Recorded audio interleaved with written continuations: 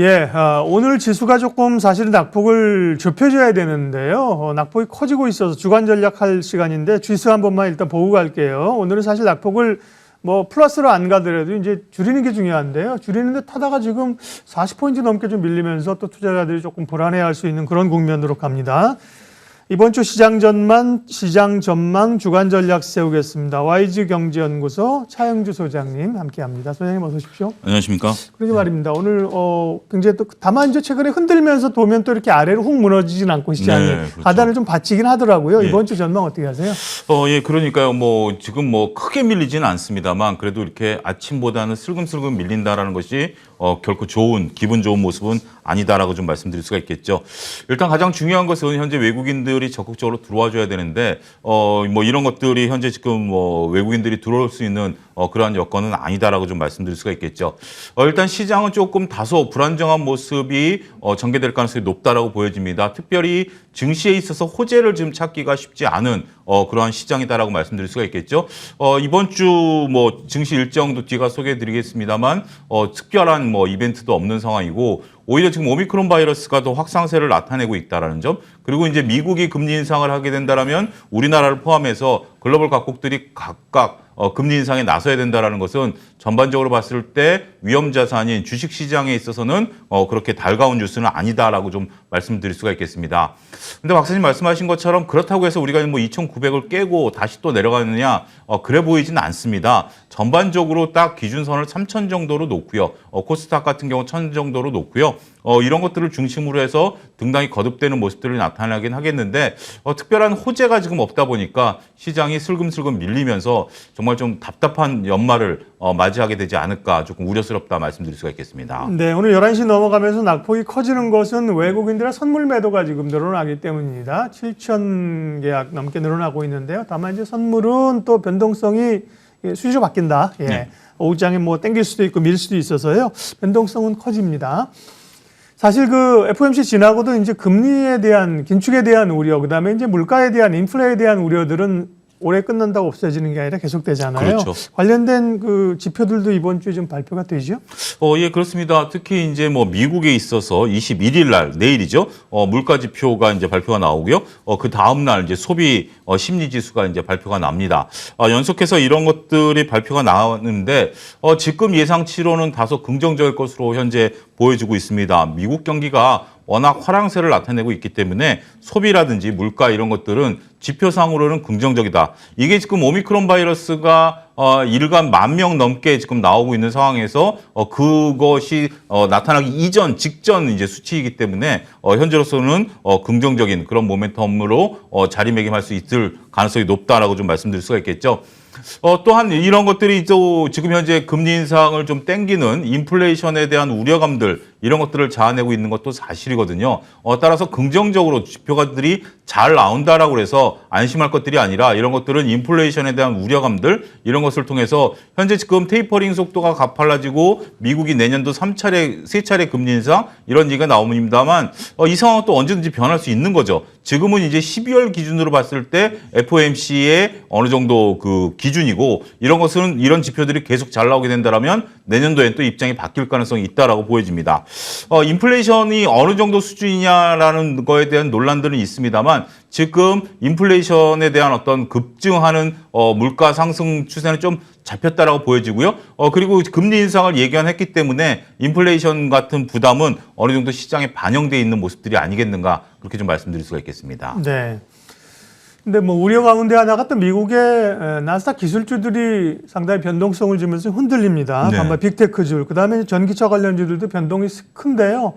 관련 국내 주식들은 영향을 좀 받을 수도 있겠네요. 예, 아무래도 좀 적지 않은 영향을 받을 수밖에 없지 않겠는가 말씀드릴 수가 있겠습니다. 지금 이제 가장 글로벌 시장에 있어서 화두는 금리 인상이죠. 금리 인상이라는 것은 시장에 있어서의 유동성을 회수하겠다라는 의미가 많이 내포돼 있다라는 거죠. 우리가 코로나 팬데믹 상황이 오면서 글로벌 각국들이 금리를 서둘러서 인하를 했고 여기에 또 양적 완화라는 어떤 뭐 큰 틀로 봤을 때 이런 정책을 펼치면서 시장의 유동성을 공급했습니다만 지금 이제 경기가 어느 정도 회복이 되고 있고 물론 코로나 상황이긴 합니다만 경기 회복 속도가 생각보다 가파르기 때문에 유동성을 회수하는 쪽에 초점이 맞춰진다라고 말씀드릴 수가 있겠죠. 빅테크라고 한다라면 미래에 대한 성장성을 주목을 하고 있습니다만 그래도 유동성에 대한 부분들로 인해서 올라가는 부분들도 상당수 있었다라고 말씀드릴 수가 있겠습니다. 이런 빅테크들이 지금 현재 변동성이 좀 지속되고 있다라는 것이 결과론적으로 그러니까 시기상 조금 애매하다라고 좀 말씀드릴 수가 있겠는데 무슨 얘기인고 하니 이미 뭐 전기차 관련주들은 실적 저하에 대한 우려감 경쟁 격화에 대한 우려감 이런 것들이 또 상존해 있는 상황이고 나머지 뭐 다른 테크 관련주들 그리고 플랫폼 관련주들도 내년도에는 성장률이 좀 둔화될 것이 아니겠는가 이런 것들이 반영이 되면서 현재 지금 변동성이 확대되고 있다라고 보여지는 거죠. 여기에 이제 금리 인상에 대한 악재까지 더해지면서 추가적으로 변동성이 커져가고 있다라고 말씀드릴 수가 있겠습니다. 국내 주식들도 여기에 뭐서 빠져나올 수는 없다라고 말씀드릴 수가 있겠죠. 오늘 같은 경우 일부 종목들이 반등하고는 있습니다만 전반적인 추세를 봤을 때 조금은 쉬어가야 되는 것들이 맞지 않겠는가. 특히 뭐 2차 전지 같은 경우는 한 반년, 그다음에 메타버스도 한 두세 달 정도 상승을 나타냈기 때문에 이런 쪽들이 조정을 받고 오늘 안타까운 것은 카카오가 크게 좀 밀린다라는 거죠. 카카오 그룹주들이 좀 크게 밀리면서 플랫폼 관련주들도 전반적으로 시장에 있어서는 조금 역작용을 하고 있다라고 말씀드릴 수가 있겠습니다. 이런 부분들을 보면 금리 인상에 대한 우려감들 이런 것들이 반영이 되면서 전반적으로 시장에 있어서 빅테크 관련주들의 변동성에 대한 확대 가능성을 우려해야 되지 않을까 말씀드릴 수 있겠습니다. 네, 섹터 얘기 좀 더 하겠습니다. 연말에 원래 이제 소비 관련주들이 좀 올라야 되는데 다시 오미크론이 확산되면서 소비도 위축이 되는 상황인데요. 네.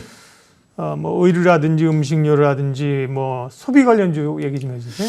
예, 소비 관련주에 대한 투자 전략은 좀 중립적이다라고 좀 먼저 말씀드리고 싶습니다. 네. 우리가 일단 소비가 늘어나느냐라는 부분들로 봤을 때는 소비가 늘어나는 것은 제한적일 수밖에 없다. 지금 우리도 거리두기를 강화하고 있는 상황이고 현재 지금 뭐 미국이라든지 뭐 네덜란드 같은 경우는 나라가 다시 또 셧다운에 들어가는 모습들을 보여줬기 때문에 그런 모습들을 봐서 연말 대목인 소비 관련주들이 전체적으로 약세다라고 좀 말씀드릴 수가 있겠죠.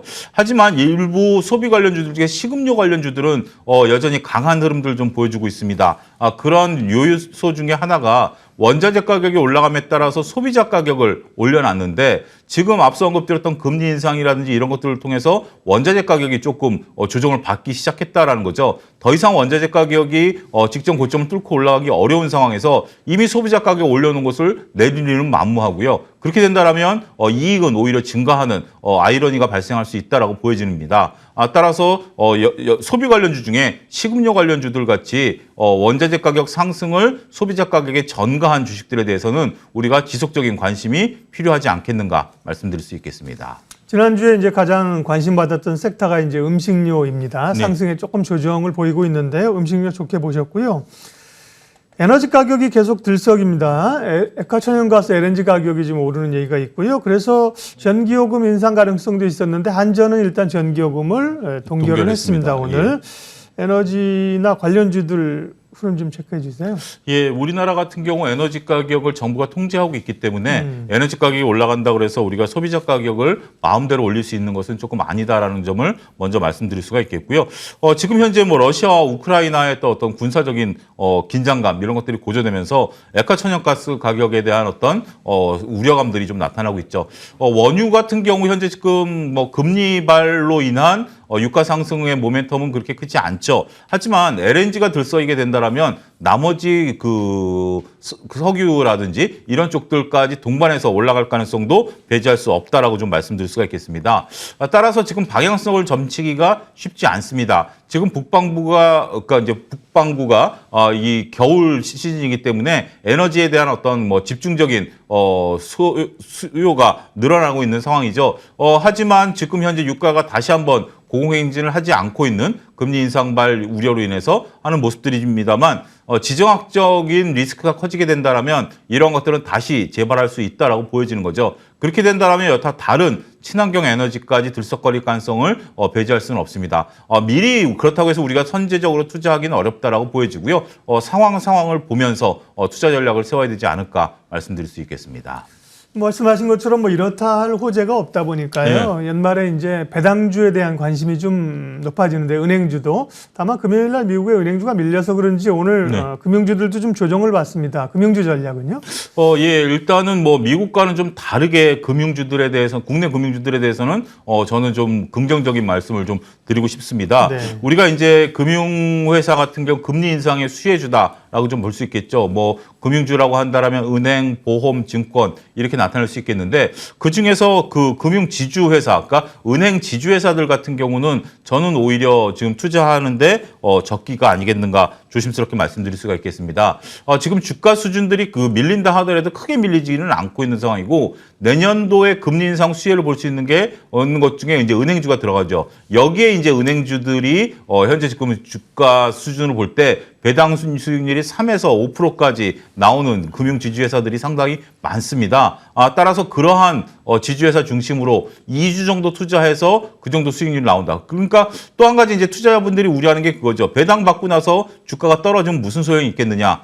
그 부분은 증권주에 대해서는 조금 우려스럽습니다. 왜냐하면 내년도 증권사들의 이익이 올해에 좀 버금가지 못할 가능성을 대두되고 있기 때문에 오히려 증권주는 배당 올해 사상 최고의 이익이 나와서 배당을 많이 주긴 하겠습니다만 시세가 떨어질 가능성이 있죠. 하지만 금융 지주회사들 같은 경우는 금리 인상을 앞두고 있기 때문에 주가가 쉽게 떨어질 것 같지는 않습니다. 따라서 높은 배당 성향을 유지하고 있는 금융 지주회사들 같은 경우는 배당과 시세 차이까지 노리면서 오히려 시세가 조정받고 있을 때 매수 적기가 아니겠는가 말씀드릴 수 있겠습니다. 네. 뉴스가 속보가 하나 들어오고 있는데 중국이 기준금리 인하했네요. 중국이 기준금리 역할을 하는 대출 우대금리를 20개월 만에 인하해서 연 3.85에서 3.8%로 낮췄습니다. 0.05%포인트. 중국은 지난번에 지준율도 내렸고요. 완화적인 통화 스탠스를 취하고 있습니다. 다만 그런 게 우리 시장에는 별로 이렇게 반영은 잘 안 되고 있는 상황이고요. 오늘 환율이 많이 오르는데 소장님 지금 8원이 올라서 1,189원이에요. 이제 예. 달러 강세 이런 것도 있고 사실은 좀 묻히긴 했는데 연말에 미국과의 통화 스와프 종결된다 이런 게 좀 흔드는 것인지 전반적인 일정하고요. 전략 마무리할게요. 네. 예, 뭐 글로벌 증시를 보시는 분들은 이게 쉽지 않은 것 같습니다. 지금 뭐 말씀하신 것처럼 미국은 돈을 이제 옥죄고 있는데 중국은 돈을 계속 풀고 있거든요. 유일하게 돈을 풀고 있는 게 이제 중국입니다. 오늘 같은 경우 0.05%포인트 전격 인하해서 돈을 풀겠다라는 것들이죠. 그만큼 중국 경기가 조금 내년도에 조심스럽다라고 보여지면 우리나라에 미치는 영향은 호재와 악재가 동시에 작용할 수 있다라고 좀 말씀드릴 수가 있겠죠. 이번 주에 증시에 미치는 일정 같은 경우 전반적으로 오미크론이 얼마만큼 다시 확산세를 나타내느냐 이런 것들이 귀추가 주목된다라고 말씀드릴 수가 있겠습니다. 일단 주요 일정들을 보게 된다라면 오늘 일단 중국이 대출 우대금리 발표를 조금 전에 했죠. 그다음에 미국이 11월 컨퍼런스 보드 경기 선행지수 발표가 있습니다. 이러한 것들이 있고요. 내일 같은 경우 우리나라의 생산자 물가지수 11월 생산자 물가지수가 있고요. 그다음에 22일 미국의 개인 소득이라든지 실질 소비 지표가 나옵니다. 이것도 잘 나올 것으로 보여지고 있는데 이런 것들에 대한 것들이 결국 경제 지표를 얼만큼 땡기느냐 이런 역할도 가능하고요. 그다음에 23일 같은 경우 미국의 12월 컨퍼런스 보드 소비 심리 지수 이런 것들이 발표가 나죠. 특히 오늘 이제 그 미국에서 주요 기업들의 또 마이크로 테크놀로지라든지 이런 것들의 실적 발표도 있기 때문에 이거와 관련한 반도체주들의 움직임도 우리가 함께 보셔야 되지 않을까 말씀드릴 수가 있겠습니다. 이번 증시는 앞서 언급드렸다시피 특별히 모멘텀이 부재한 시장이다라고 말씀드릴 수가 있겠고요. 따라서 적극적인 매매보다는 소극적인 매매가 그나마 유리하지 않을까 말씀드릴 수 있겠습니다. 네.